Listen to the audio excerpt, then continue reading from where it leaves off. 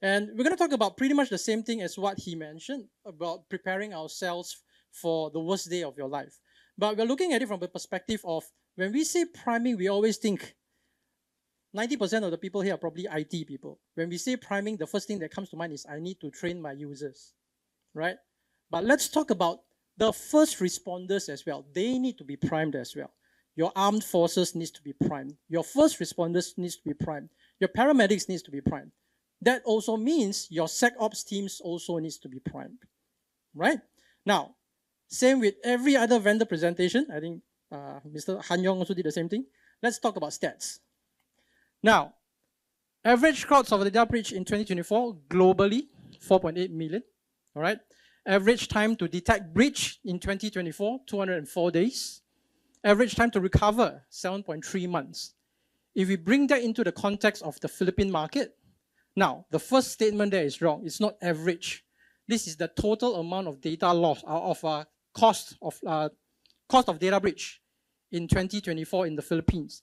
And this is only the numbers given by BSP supervised institutions. That means mostly financial institutions. We haven't even started talking about the rest of the industries. So the value could be significantly larger than 5.8 billion pesos, right? Average time to detect a data breach in 2024 in ASEAN, there's no specific context. I couldn't find a specific context for Philippines. It's about 264 days, which is about 2 months more than what the global average is. And average time to recover from an attack is 2 months. Now, Blue Voyant also did a research and said that in the Philippines, on average, 80% of organizations are breached more than 3 times in a year. So that means if each time takes you 2 months for you to recover, that's easily half a year of non-productive time that you're actually facing.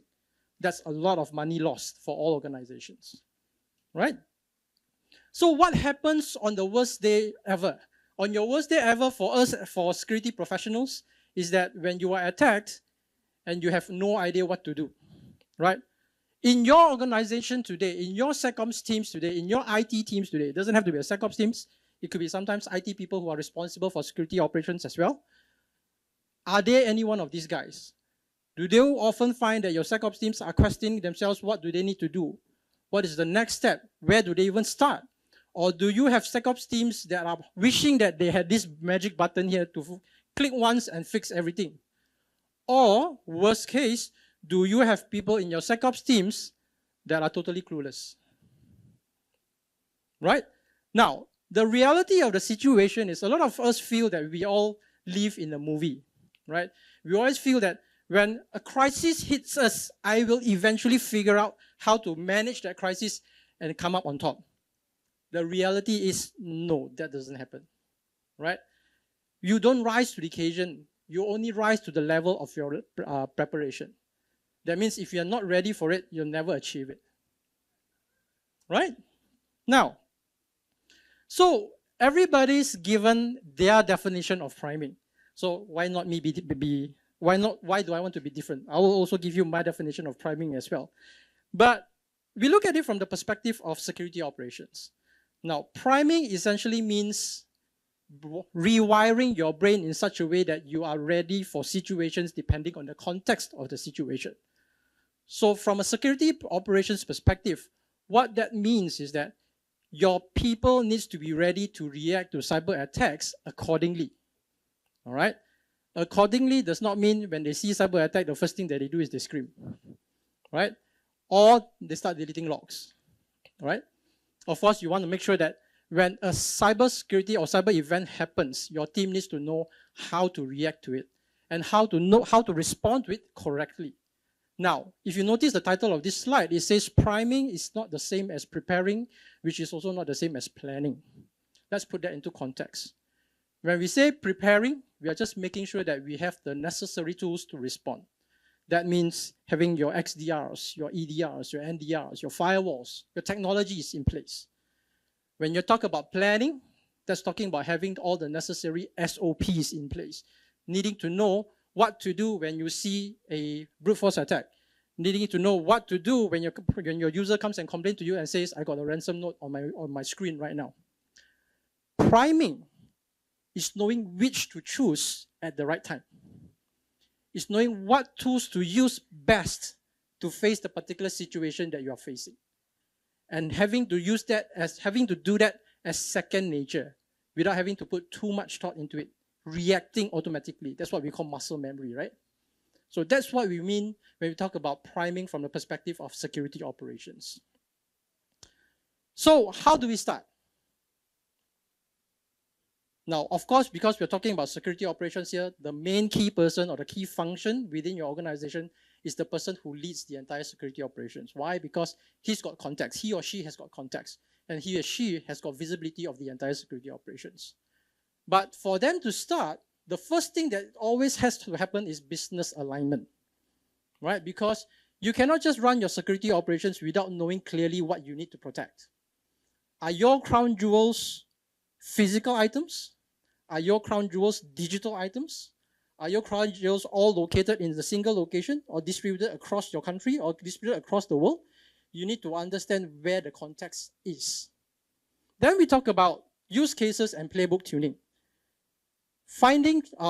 Designing procedures and use cases that is relevant to your business alignment, that is relevant to your business, right? That's the most important part. We don't want to waste time doing things that at the end of the day has no impact to your business. Why? Because we are here, the security operations team is here to make sure that the business continues to run. If we do something, we design a response action that when a cyber attack happens, business still goes down, then that's a useless use case for us to practice.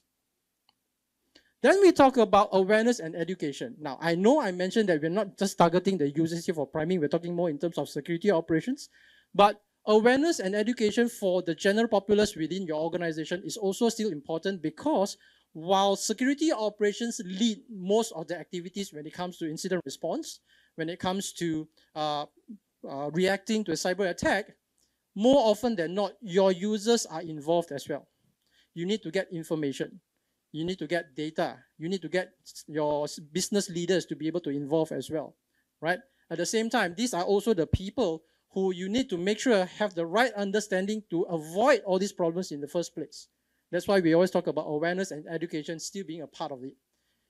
And the most crucial part of priming from the perspective of security operations is simulation. How many organizations here today still regularly practices their DR failovers? Many of us do. At the same time, how many users here today actually regularly do tabletop exercises? The reality is very rare, right? Because a lot of us feel that our security operations teams should be ready already, but we don't necessarily test it out. Similar to how we usually test our DR, we don't do this often enough. So this becomes a very crucial part, especially when it comes to preparing the security operations team to be able to react accordingly. And of course, it's always going to be a cycle. Business is not static. Business is agile. Your crown jewels are not static. It's agile. It changes from year to year. It changes from CEO to CEO. The direction of the company changes regularly. SecOps needs to be up to date. SecOps needs to be relevant to the business. And SecOps needs to understand what's important for them to be able to protect. So who's involved regularly when we talk about priming for security operations? Of course, like I mentioned, the security operations team is always going to be the lead because of the context that they have, because of the visibility that they have. But who else is involved?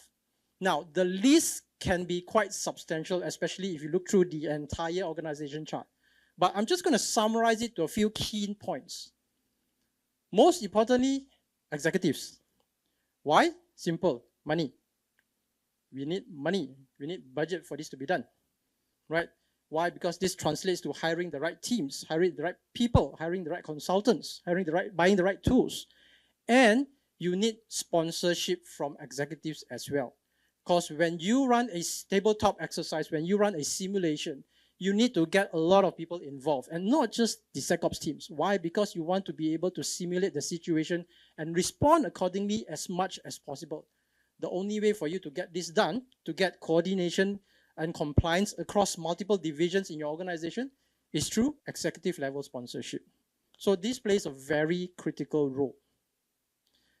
Then we talk about the SecOps teams or the IT operations teams. Now, this is just an overgeneralization because if we were to really drill down into every single role that needs to be involved, that's going to be a very long list.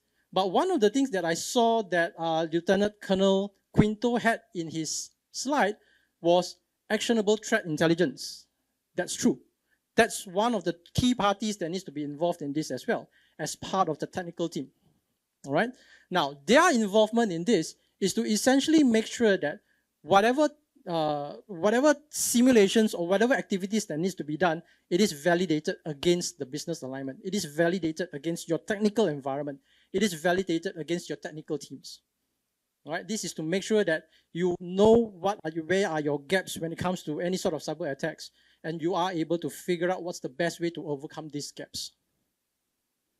Last but not least, users and employees. Now, again, the context here is priming for security operations. Why are we still talking about users and employees?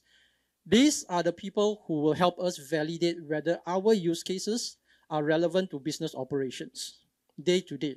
How much impact does a cyber attack have in terms of day-to-day operations? So these are the best people to validate this for us. Why? Because these are the guys who are doing it day in and day out. Right? So this is just a quick snapshot of who should be involved, overgeneralization. But if we were to drill down into every single part of our organization, there are many other roles that needs to be involved as well. But this gives you a general idea of where you can start. It also gives you a general idea of what other functions that you need to have involved in this entire priming process. Okay? Now, why is a prime SecOps team so important? Let's look at it from this perspective. The whole idea of being able to have a prime team to perform security operations for you is to make sure that they are always ready to respond to security incidents effectively and timely. Right? Timely is key. All right? You need to be able to react as fast as possible when it comes to these type of situations because you want to be able to minimize the damage caused. Right? Minimizing the damage almost always equates to minimizing the financial loss. All right, then we talk about reducing dwell time. We want to make sure that we are able to uncover these sort of things as fast as possible, making sure that after we have managed the situation, are there still any lingering or persistent attacks within the network or the infrastructure for you to uncover. Then we also want to make sure that they are used to doing these type of things because it becomes second nature, it becomes muscle memory. They can very quickly and efficiently perform their triage, identifying the criticality, identifying the impact, and responding accordingly. Last but not least, that's very important, the human aspect of security operations. Your people need to be confident enough to do it. If you have your security operations team second guessing every single alert that they analyze, you are sort of in trouble. Right? So this helps. Why? Because it doesn't just help you improve their efficiency, it also helps them gain the confidence because they are doing it on a regular basis. It becomes sort of like second nature. So on your worst day, what do you want to be? You want to be presented with your best team. What does that involve? We don't just look at detecting, we talk about rehearsing. Again, all the simulations, right? All the tabletop exercises, going through all the run books, making sure that you're always updating your run books. Don't just respond, prime. Get them ready to be able to automatically, just like I think during the panel discussion, somebody said something about when the office building turns off the aircon, everybody automatically knows it's time to go home, right? Same thing. When the SecOps analyst sees a type of alert appear on their XDR dashboard, they want to be able to automatically say, this is the steps that I need to start preparing for, right? And not, where am I going to look for this? Where am I going to start doing this investigation? No, right? Make your SecOps teams the heroes before the crisis. So this is essentially ensuring that you want to have a SecOps team that ultimately is able to perform the job that they need to do effectively and without having to worry too much about taking the wrong steps. All right, so the last statement I found really interesting. Preparation gives you tools. Planning gives you the steps. Like I mentioned, preparation, planning, and priming, different things. Priming gives you focus. In a world of constant threats, prime teams don't just react, they anticipate. All right, with that, I would like to say thank you very much for your attention.